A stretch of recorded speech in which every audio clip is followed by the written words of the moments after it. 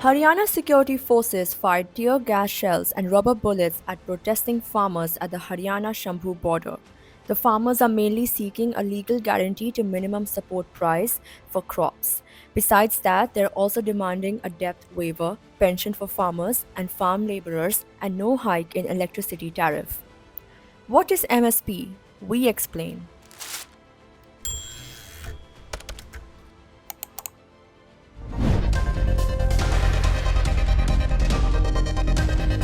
MSPs essentially they mean minimum support prices, and the idea behind an MSP is that suppose a farmer has is producing wheat, and the government fixes an MSP of 1,000 rupees per quintal.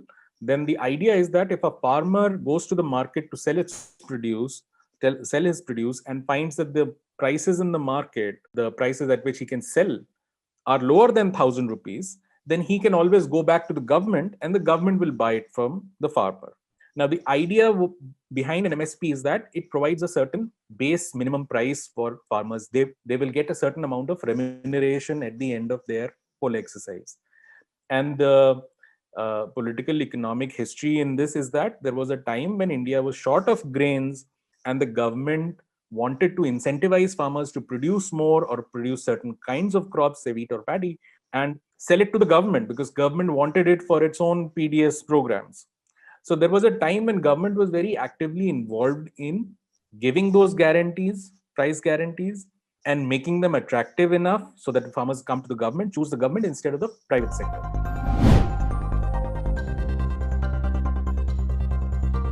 MSPs were announced for 23 crops, but procurement happened for only 2-3 crops, wheat, paddy, and some other crops. So first of all, what is the point of announcing MSPs for the other 20 or 19 crops? And secondly, procurement didn't happen geographically at an equal level. You didn't procure, say on wheat, you didn't say all the wheat from Bihar will be procured, or 50% from wheat from Bihar and 50% of wheat from Punjab will be procured. In Punjab, it was 70%, in Bihar, it was 10%. So there were massive mismatches, and that is the reason why a lot of people are befuddled why only these farmers are protesting. It's because these farmers are the ones who benefited from that system. In most other places, you didn't give the benefits to those farmers. They were languishing in any case. So that is why they are not asking, because they haven't seen that benefit.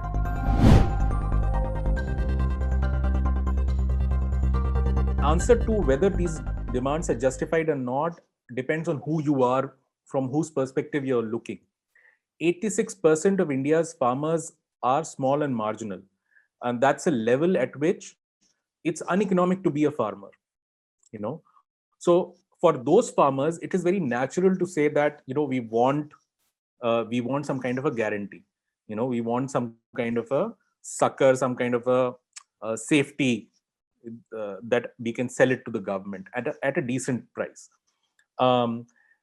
If you look at it from the government's perspective, the government would think, or the corporates would think, that the government perhaps would think that I already have my buffer stock, 2-3 times the buffer stock. Why am I now, procuring all this from the farmers? Why can't they simply sell it to the market? And the corporate companies or big firms might be thinking, why can't I sort of get this at a cheaper price and sell it onwards, and make a decent business out of it? And there's nothing wrong in any of these three perspectives. The only thing is, who are you looking, whose perspective are you looking from?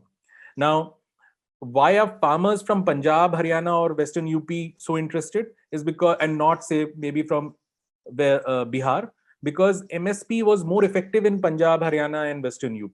It was not as effective in Bihar. As I mentioned, it's not just about announcing an MSP. You have to procure at that. Now, if you do not procure, if the government doesn't procure produce at MSP, say in Bihar, and procures at MSP 70% of the produce at MSP in Punjab, then the farmers of Punjab have a real interest in retaining MSP. Whereas in Bihar, they don't know the concept. They have not been selling. They have, in any case, been selling into the private sector and at lesser than MSP. So they never had that safety net. So it's no surprise that they haven't come out asking for an MSP. But From a farming perspective, from India's agrarian distress that we see, that they are, most of them are very poor, indebted, it is very natural for them to say that we don't have the bargaining power to deal with companies. It is very natural for them to ask the government, give us a fair minimum price at which we can survive and continue doing agriculture.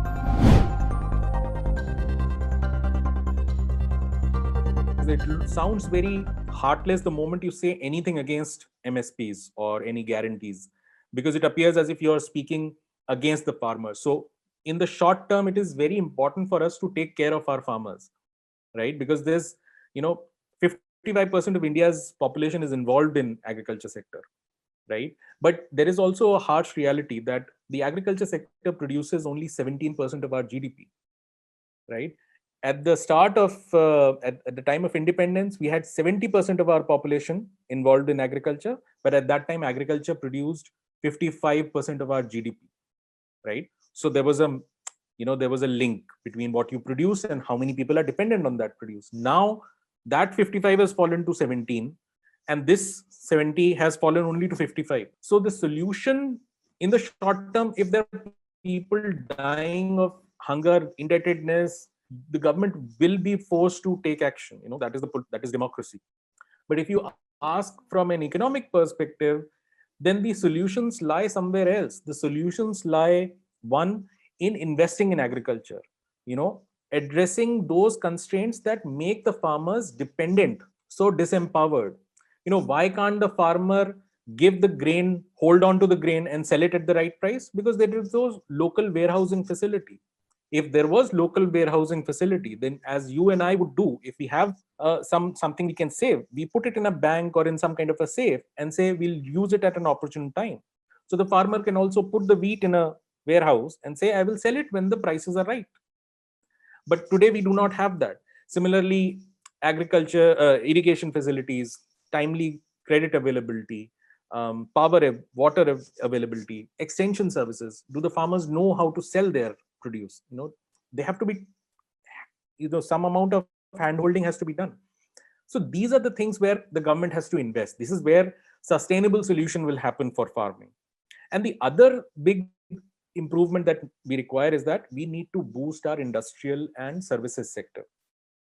This is where future of jobs will happen.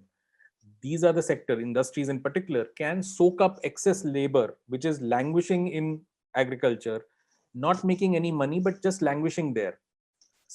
They can take that labor, put them usefully in big industries, big companies, big firms, and give them a good wage, instead of them languishing and sitting on MSPs. The last point is, everybody who supports MSPs also has to answer this. Suppose government says I'll give MSP for everything that is produced in India. Can that there'll be a financial strain, first of all. But even if we ignore that, then you are saying all the produce will go to the government. Then we'll all then go to the government for all the produce to be brought back into the market. Or are we saying that everything would then be free and subsidized through the small pocket of taxpayers? So it's a very inefficient system. And we've seen that, a lot of literature is there that it can get very inefficient in the whole process, where the government procures and then sends it to the market. So yeah, there are no clear-cut answers, but you have to strike a balance between what is necessary for the short term and what is important to be done for long-term or medium-term sustainability.